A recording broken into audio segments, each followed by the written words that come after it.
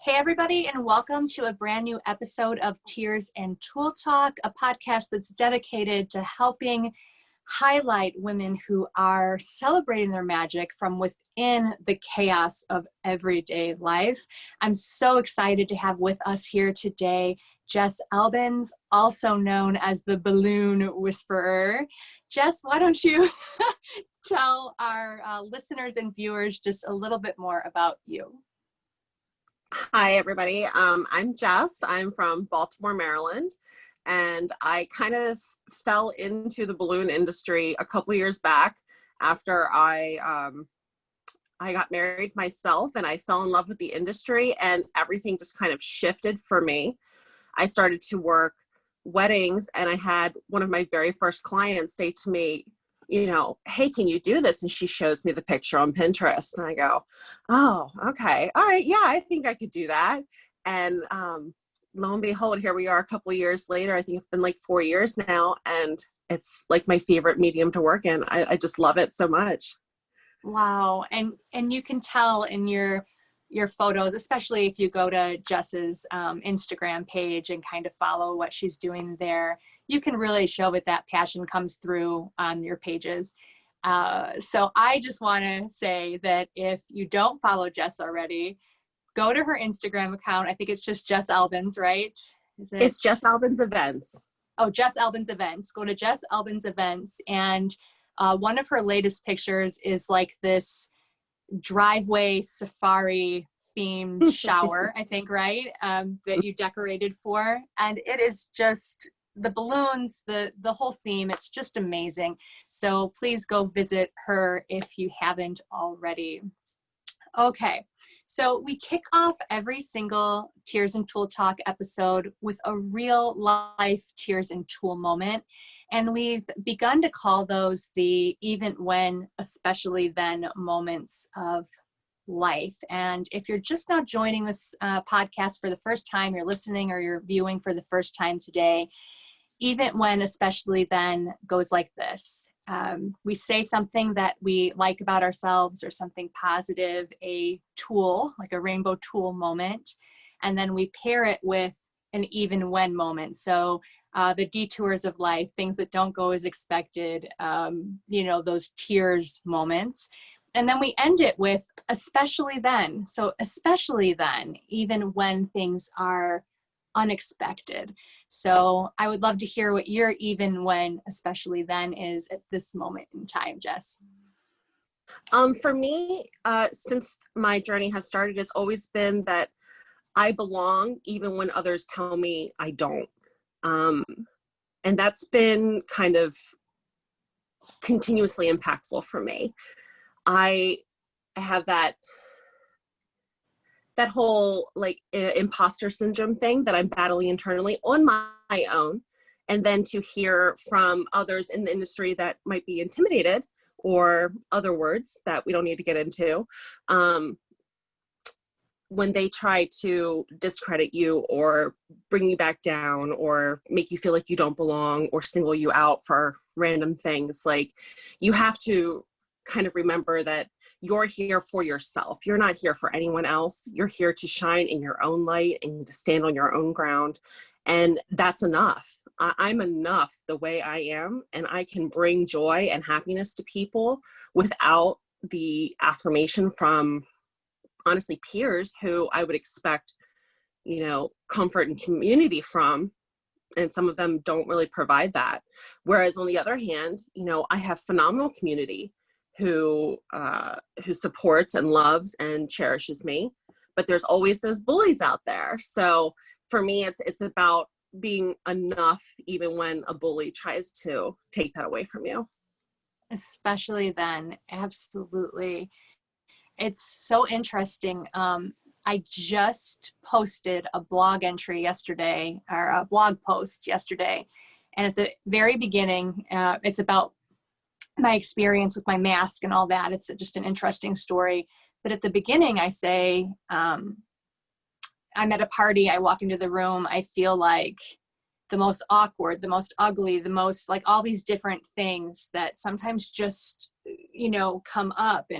and I feel like I don't belong. And that was like in the first sentence. So I'm getting goosebumps. I can so relate to what you're saying right now, because I think for so many of us, we do often feel like we don't belong, and we kind of keep that part of ourselves hidden. So thank you for sharing that from a raw place inside of your heart that means something to you, because I think that it can help other people, especially women, to not feel so like we label ourselves abnormal, or like there's something wrong with us if we feel like we don't belong. But things happen in our lives that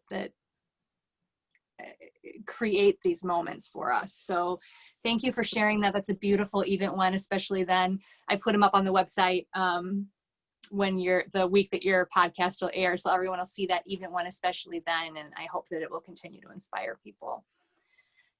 All right, we're gonna dive into the skirt. So Yay. The skirt came to you from Canada, and because of the pandemic, there have been it's been stuck in different places, and so it finally it made its way back to you.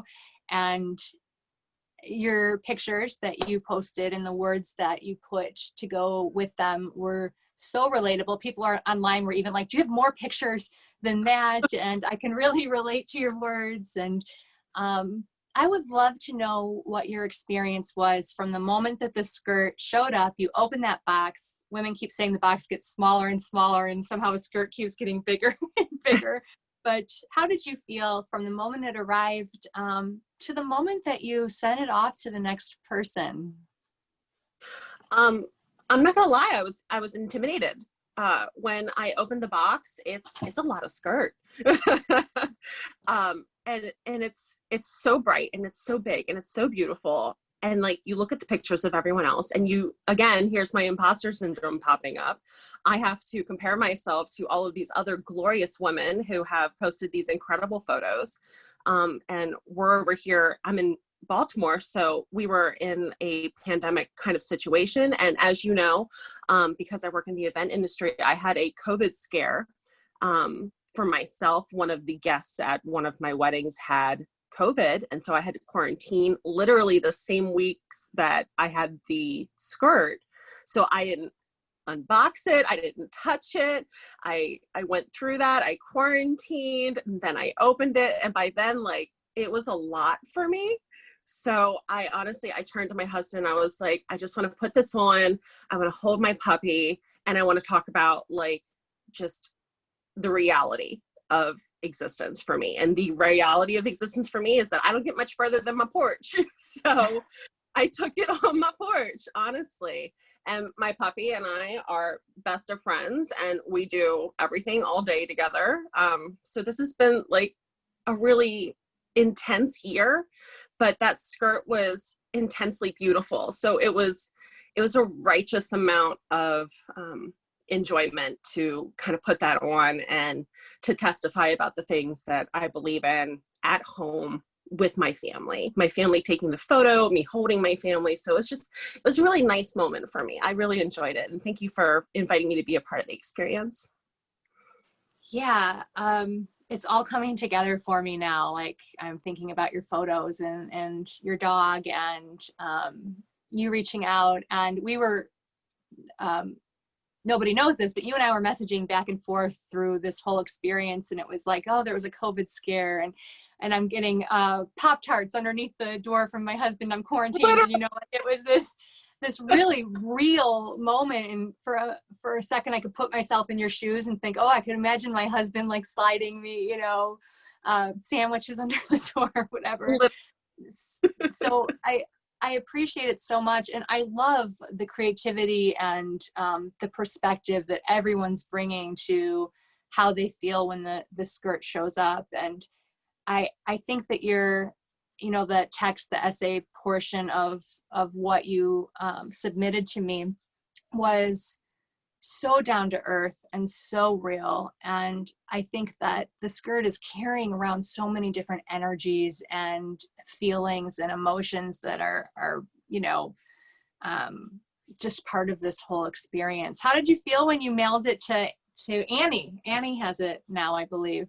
Yes, Annie has it in Ohio. It was exciting. I mean, the post office is kind of scary, but other than that, it's exciting to get to send that off to another person and to hope that they get to have, you know, a moment of revelation and joy and be able to share their shine with the world in their own unique way. It's a lot of fun. This whole project is just a lot of fun because everybody gets it and they get to really open up and share exactly kind of like this message that they want to champion with it, but, you know, share the similarities of our creativity and this color that we all have such a passion for.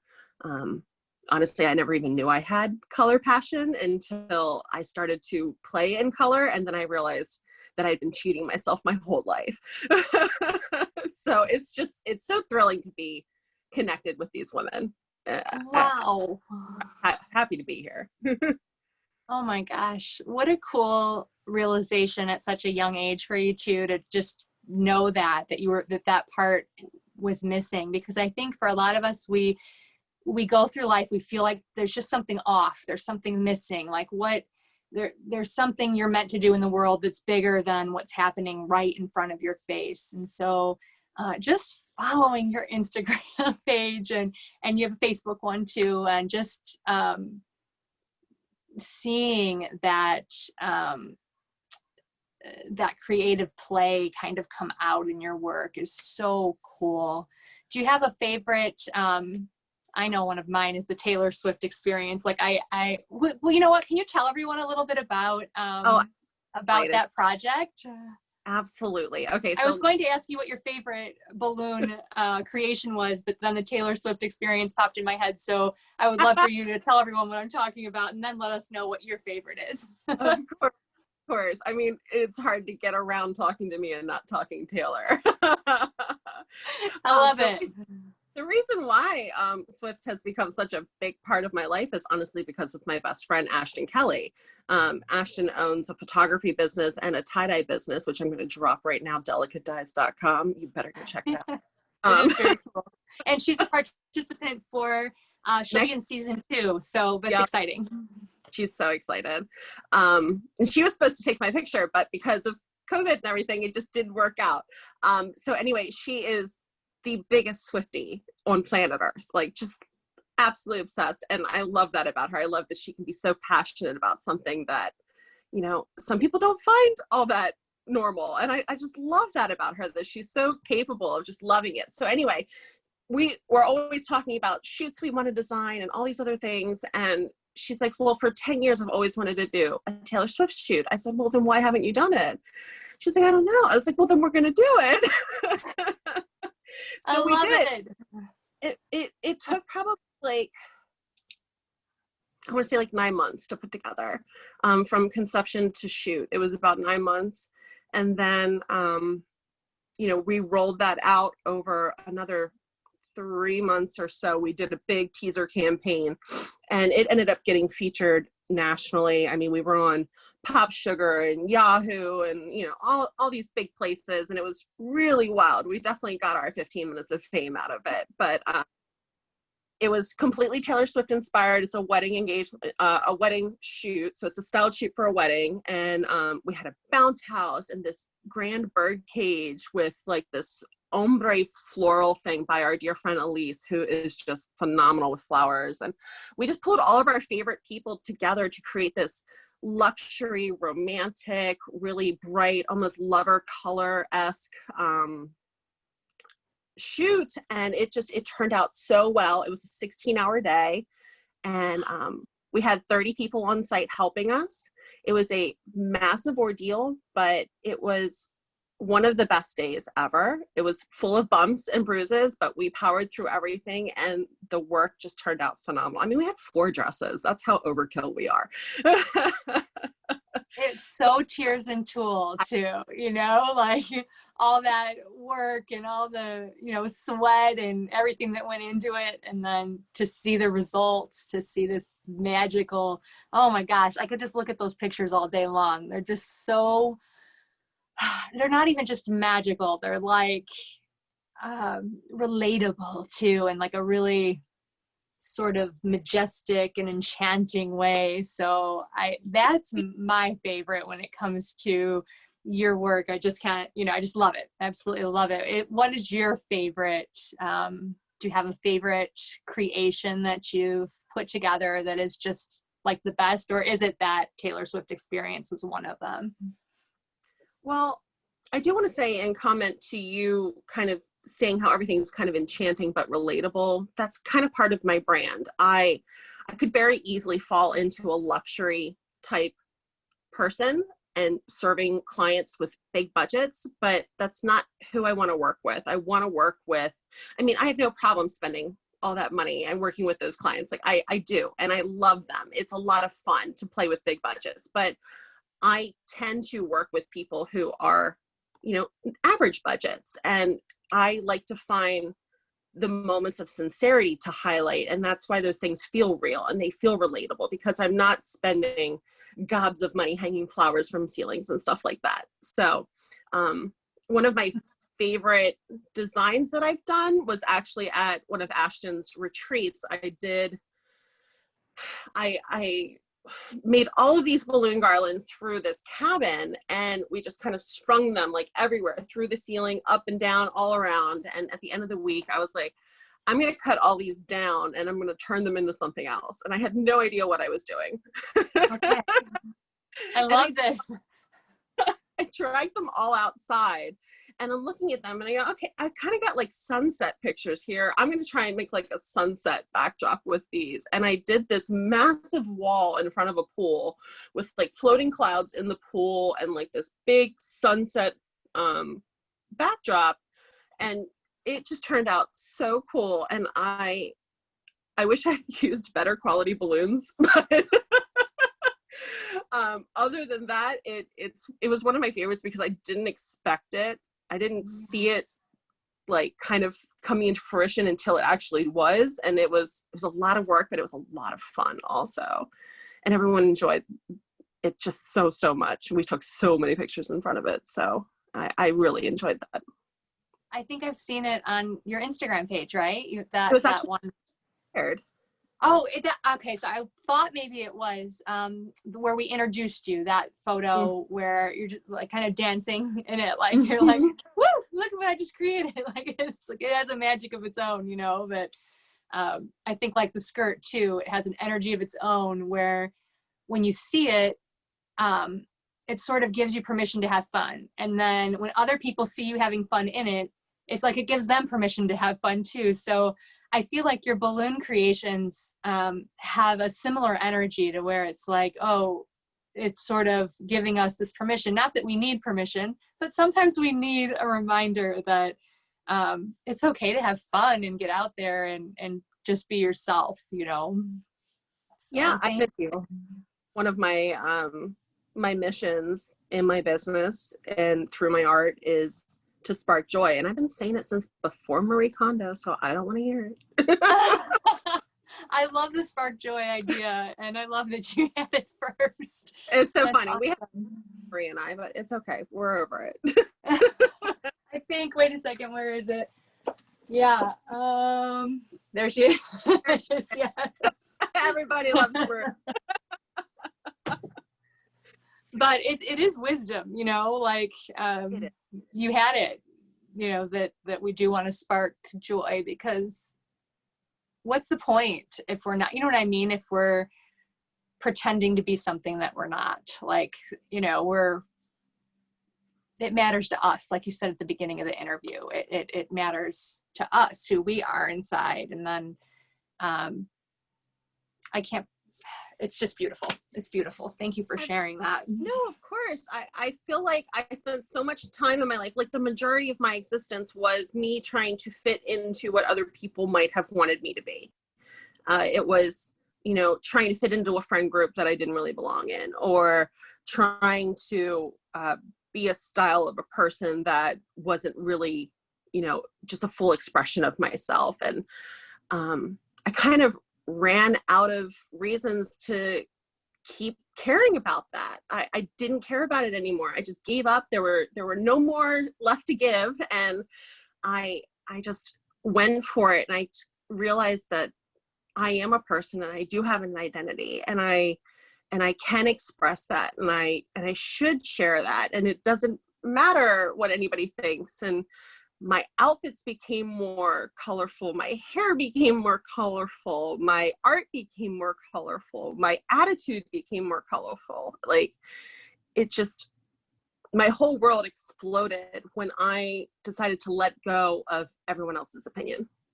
And that was where I found my strength in myself. Wow. Those are powerful words. Thank you for sharing that. Like, I do think that we become healthier people when we let go of that. And not that it doesn't surface, and not that we don't think about it, but I love that you said it becomes less important, or it becomes, you didn't know why you were still holding on to that. Like, and if we really, I think, go deep and we pause and we think about that question that you asked, you know, like why, what's the why behind that? It's pretty shallow. It's pretty hollow. It's not, there isn't a why that makes sense. Because I do think we're here to be ourselves and to, you know, bring our color out into the world. And you're doing that so beautifully. I can't believe we're already at 20 minutes. I'm just looking at my hourglass across the way. I'm like, oh my gosh, this went so fast. And I've enjoyed talking to you and catching up and being able to hear about your experience with the skirt so much. I would love you to tell people where they can find you online, where they can find you in the world right now, if they want to go to your stuff and check it out. Yeah, all my handles are Jess Albins Events. So either that's at Instagram, at TikTok, Facebook, /.com, all of it. I didn't know you had a TikTok. Okay. So I will have to go check that out myself. So yes, everyone go and visit Jess, check out what she's doing in the world. And thank you again, Jess, for sharing your Tears and Tulle magic and your Tears and Tulle tears with us today. I appreciate it so much. Thank you, Gina. Thanks for having me. Thank you.